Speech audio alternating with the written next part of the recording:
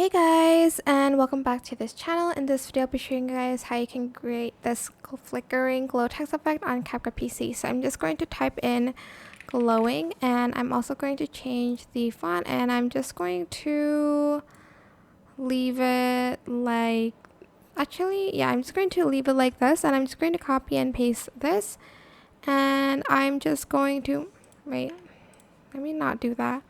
I'm just going to add the glow here real quick. And I'm also just going to adjust the range. I'm also going to change the color. Like that. Then here is where you want it to kind of flicker. So add in like a keyframe here, and then maybe like here, make the range smaller, and then here, make it bigger. And then here again, smaller, and then here, bigger.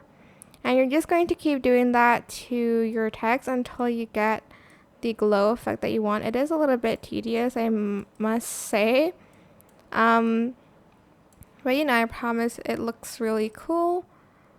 And yeah, that is pretty much it. I hope this tutorial was helpful for you guys. Don't forget to like, comment, share. Also subscribe to this channel if you haven't done that already.